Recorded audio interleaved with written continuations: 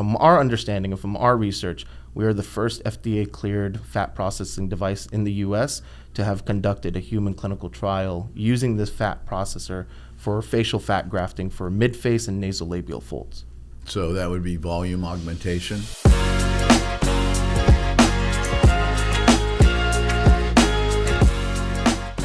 Hello everyone, and welcome back to the Technology of Beauty, where I have the opportunity to interview the movers and shakers of the beauty business, and today is no exception.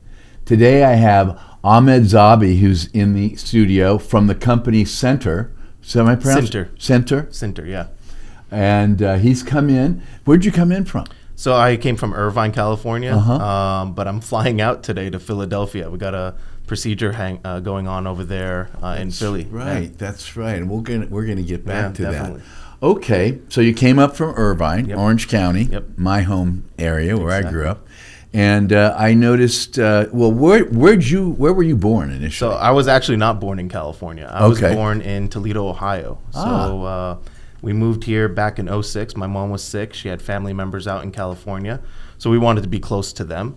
And that's what kind of started me on my journey as a biomedical engineer. I wanted to do something for my mom, kind of solve those problems that she had, and eventually went to UC Irvine. So is that where you went to college, Yeah, UC Irvine? yeah, UC and you got a Irvine. degree in biomedicine? Biomedical Or engineering. Yeah. Interesting. Yeah. Okay.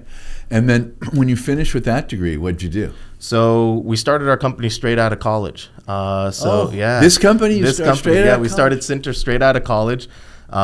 It was definitely not what I had planned to begin with. You know, I thought the typical thing, right? You go into industry, you get a bunch of experience, and then you finally start your own company.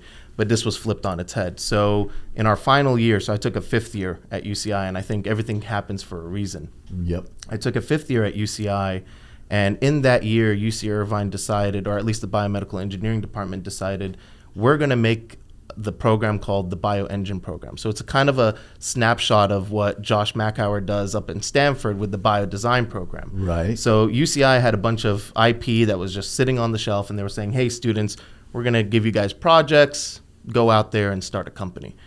So the project that we had revolved around utilizing microfluidic technology for processing fat tissue to treat diabetic wounds. Wait, can you describe what that means to our listeners and viewers? Yeah, so microfluidics is literally small channels that can be used, and what you could do is pump fluids or pump biological material through it, and ultimately the design of the channel constitutes the output, right? So if I were to make really, really small, tiny channels, I could size tissue. If I make intricate channels with a chamber here and a pathway leading to that chamber, I can start chemical reactions all on lab on chip. So what we did is we were tasked with this job to, hey, can you fix our microfluidic chip? We're pumping material through it, we're pumping fat tissue through it, but we're having problems. It's leaking, it's imploding, there's clogs. So my background was in micro and nanotechnology. I was at a lab on chip microfluidics lab on campus, but then I went to tissue engineering and heart valve research. But then when I got this project with my team, I was like, this is perfect. We can definitely fix this. And the way we fix it is by not doing what they want us to do and to actually do something completely different. And that's where we designed the concept for the centrifuge system. So it's a lab-on-chip microfluidic system, but it's on top of a rotor-based design. So now we've allowed the machine to handle the processing rather than pumps and actuators and pressure valves or whatever it might be. So now it's a completely automated system to push and facilitate tissue through the microfluidic chip. And why would you want to do that? So the biggest thing that when we were sitting down, and this is we're fifth year college students, we're undergrad, not even PhD or master's, undergrad. The biggest thing that we were thinking about is, what do the customers want? What would a doctor want? So we started interviewing clinicians, and we said, hey, if you had a system, if you had a magic wand and you can make something happen, what would that system look like? And the biggest thing that they wanted was reproducibility, repeatability, automation, and something that's easy to use. So when we're looking at pump-based, no doctor is going to be, in an OR room after pulling out, a liter or two of fat and then just pumping by hand, liters of fat tissue through a tiny chip. So what we did was we wanted to use centrifugal microfluidics. So it's called CD microfluidics.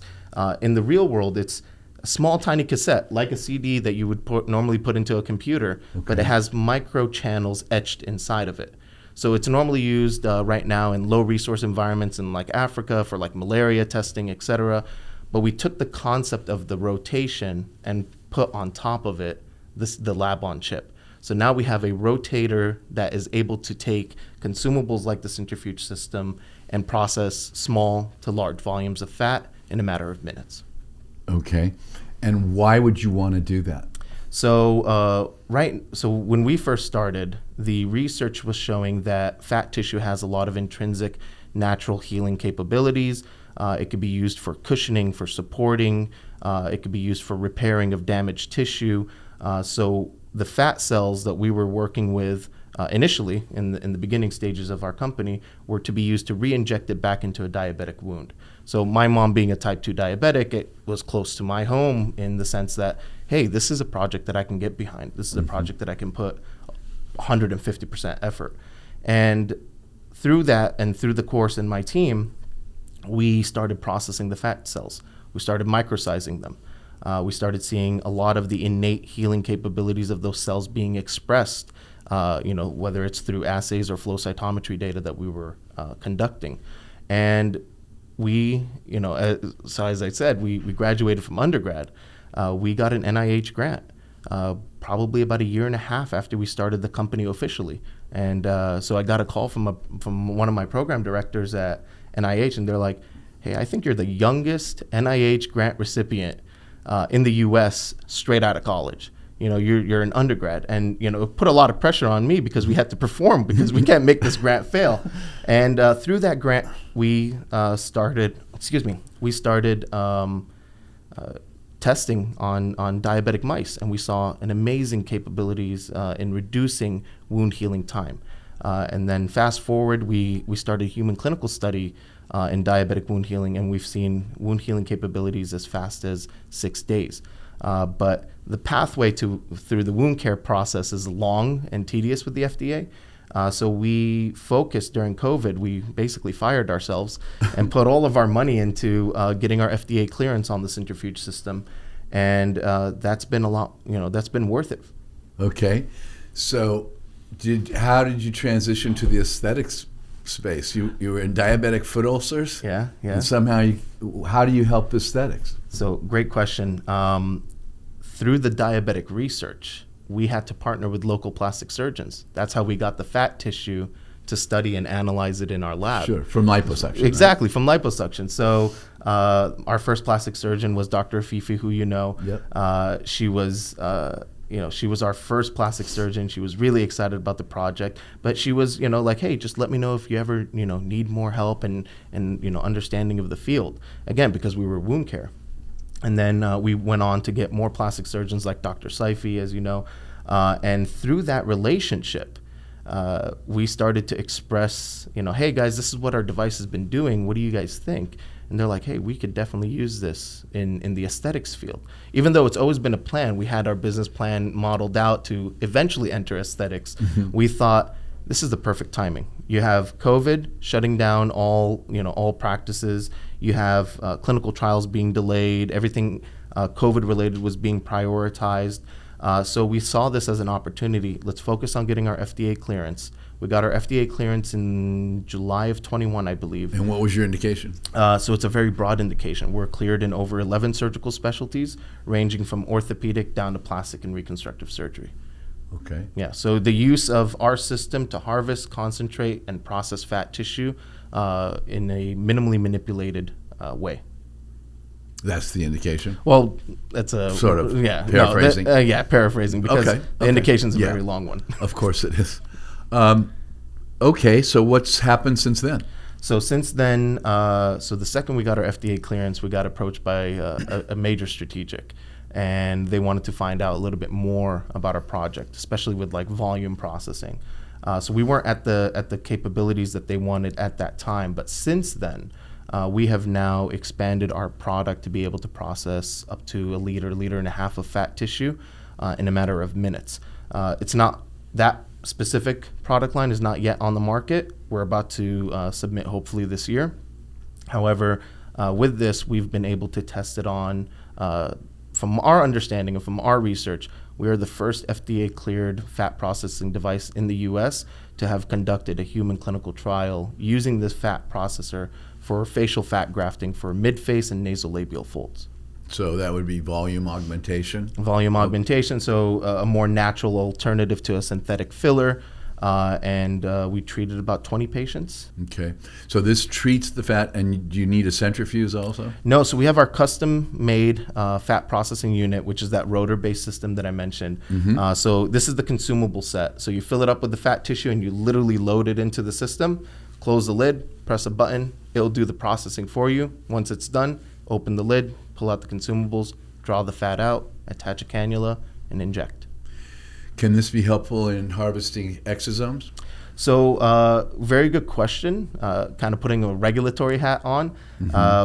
This is not indicated in whatsoever for exosomes or anything outside of just fat processing and microsizing. However, we've been approached by several players in the field for, hey, we want to potentially out-license this from you and use it to process and harvest and extract exosomes. And in that case, we're doing research right now with them. So I can't say more than that, but it's very promising. At the end of the day, our goal is how far could we push this technology, right? So if other people can license it from us, then everything is on them. Go get your your BLA, your IND, whatever is needed for further testing. But we're here to facilitate their needs and anyone else's needs for that fact. Are you based in Irvine? We are based in Irvine, yeah. Does UCI own any of your company? No, UCI doesn't own any of our company. The agreement was through this BioEngine program is that the students will have the right to license back the technology. So we developed this technology through that program, and then since then we've developed our own technology, outside of the program. So we've licensed back the technology. We have pretty good. We had a pretty good deal. No entity ownership whatsoever from the university. When you say you license it back, does that mean you're paying a license to UCI? So we only pay a license when we use the device or when we use the patent portfolio specifically, and we generate revenue off of that patent portfolio. Yeah. Okay. You mentioned revenue. Are you commercialized yet? So we are commercializing, not that patent portfolio. We have our own patent portfolio right now. We're commercializing that right now. And, the goal is to expand our sales and marketing. So we're raising a Series A right now of $10 million to really hit more on the sales and marketing and scaling our production. And what's your pre-money valuation? So we're on a safe note right now, Okay. But we are in talks with a few VCs, and the hope is to do a priced round. There's been negotiations back and forth. I'm not going to toss numbers out, but the last round was a 40 mil cap on the safe. Okay.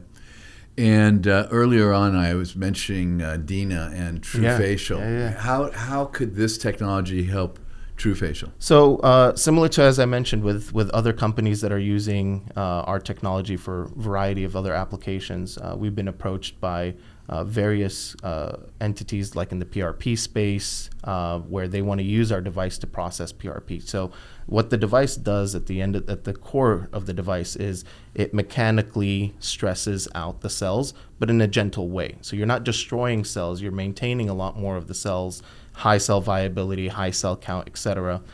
So with Dina, the idea is if she ever were to expand into other types of fields like using PRP. So patients go into their clinician, they get PRP, pods. They can, before they put it into the pod, they can process it through our system, kind of supercharge it, so to say, is the term that researchers are using now, supercharged PRP, and basically put it into the pod, and you take it home and you use it. And it's your own. It's autologous. It's right? autologous. It's your own,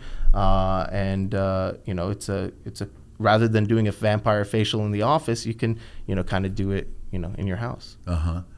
Now, this is the technology of beauty, but Yeah. I'm curious, have you been using this with orthopedics at all? So we've done several cases for orthopedic surgery. As I mentioned, we're cleared in orthopedic surgery. So we have several cases that we did, pain relief being one of the biggest Like feedbacks. arthritis? So we did NeoA. So we did several injections into several patients, and we've injected them one time into the knee. And that's basically to provide not just lubrication, but a structural and supportive property to separate the bone-on-bone interaction. Interesting. Yeah. What other specialties? You mentioned you have a number of Yeah, other yeah. specialties. Can you give us a little insight into what that looks like? So right now, I'm wearing pink, and the reason for that is we're targeting breast cancer reconstructive surgery as our hero indication, so to say. Okay. I've had multiple family members. A lot of the teammates have seen people suffer from breast cancer, and we were doing a couple of free cases for some of our doctors, and we said, hey, this patient doesn't qualify for, they did delayed breast reconstruction. Okay. So some of them have had tremendous amount of pain, post-mastectomy pain syndrome. So we said, hey, we want to do a couple of free sessions with you just for these patients. We want to give back. And we treated a couple of patients, and within 24 to 48 hours, they came back and they said, hey, doctor, I'm feeling 75% less pain. And the doctor injected the fat into the wound? Yeah, no, or they injected it into the breast. Into the actual breast yes, tissue? Yeah. So these are post-mastectomy breast. So subcutaneously they Exactly, injected it, right? Because exactly. there's no breast tissue No, there. exactly. So they would take their fat Yep. through liposuction, Yep. treat it with your device, Process it with our device, yep. and push it in underneath the skin. Yep. Now, I know others are wondering this too. How is that any better or different than someone harvesting fat And just directly putting in? Tell me the advantages of treating it like this. That's a very good question. So the fat processing unit, our Sinter fat processing unit that I mentioned, the centrifuge that we've custom made, has a feature that allows the clinician to clean the fat tissue. So first and foremost, when you're harvesting, there's a bunch of tumescent, there's blood, debris, etc. Sure. So our system cleans fat tissue. It can clean up to 1.5 liters of fat in less than 4 minutes. So it strips out all of the liquid, all of the blood and tumescent, and you have just now clean, raw fat. That's first and foremost. So if a doctor just wants to do fat grafting, they can use our system. They don't have to pull the plunger or anything out. It all stays closed from what you fill into the syringe, and you can put it into our system. So that's the first part. The second part is this device allows us to microsize the fat tissue. So we're getting in the 700 micron to 1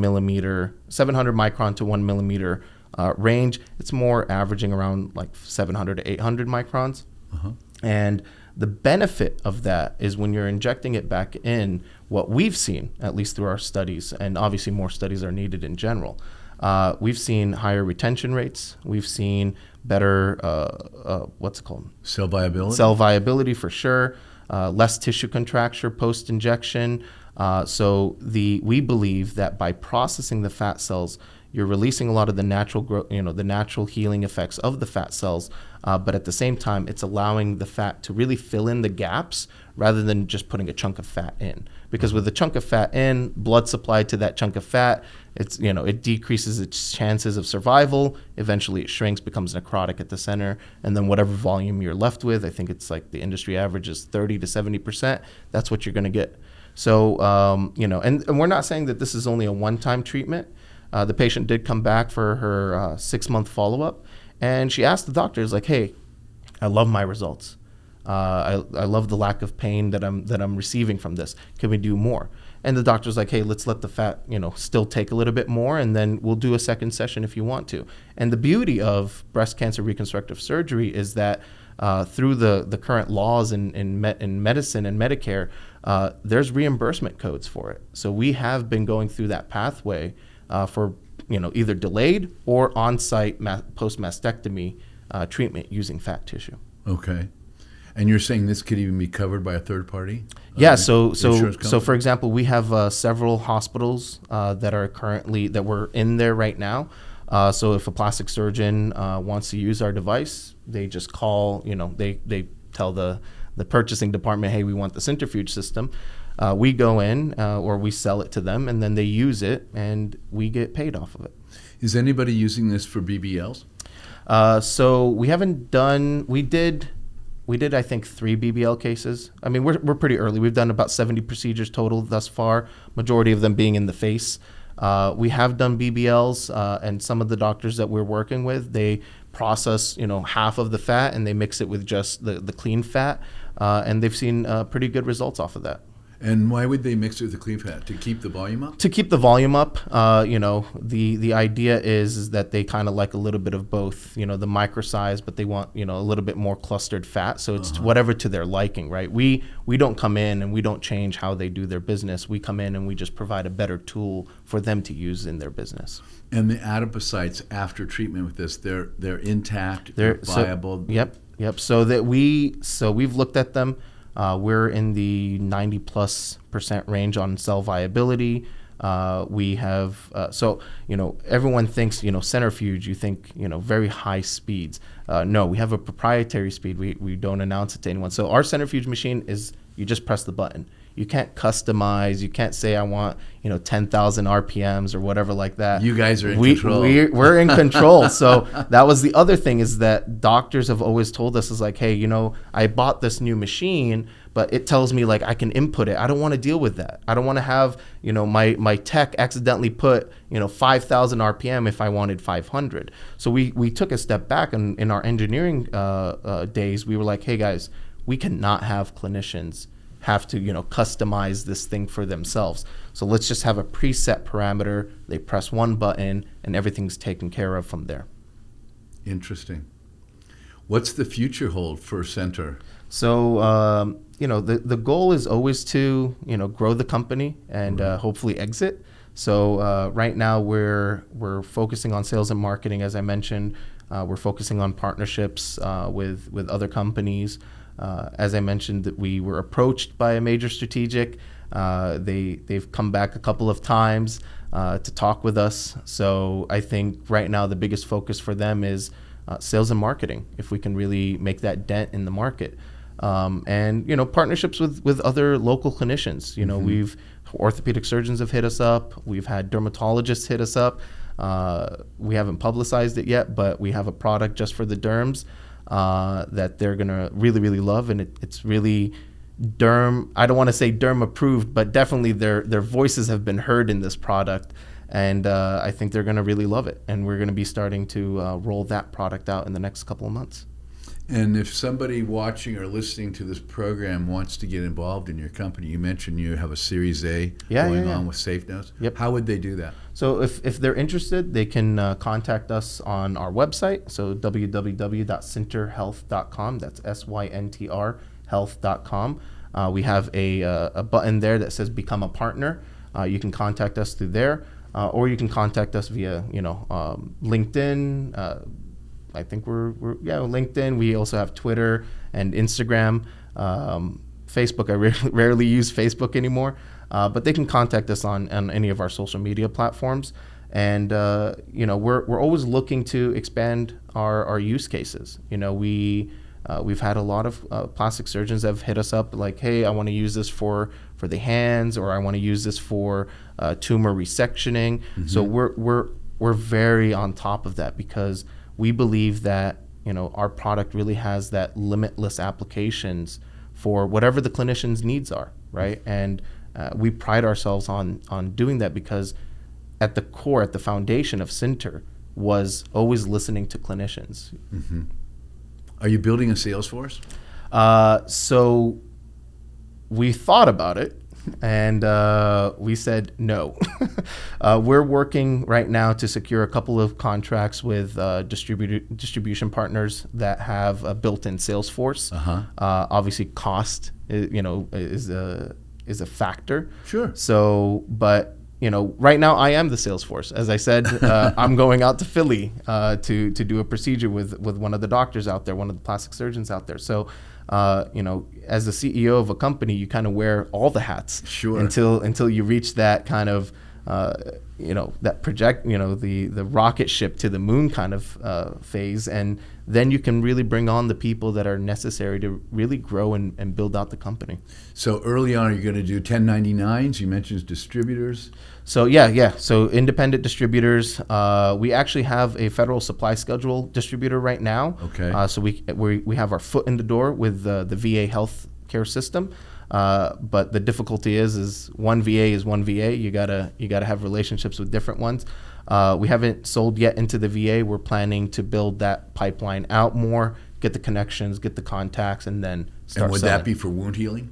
So that would be for anything from ortho down to plastics. So as I mentioned, although wound healing indication is not on our FDA clearance, and we are working towards that, it is cleared for general surgery. So in general surgery, you have a lot of clinicians using this type of stuff under general surgery. Okay, excellent.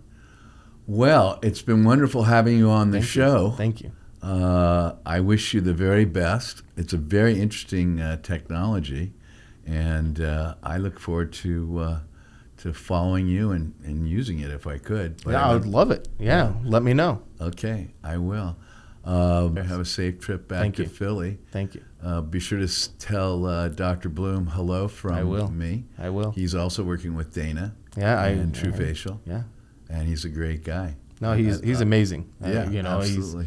When we introduced this to him, he's like, I'm excited. When can I use it? And we've been trying to get this scheduled out for a couple of months now, and now's the time. So Perfect. We got this meeting with you, which has been an honor, and then flying out to Philly right after.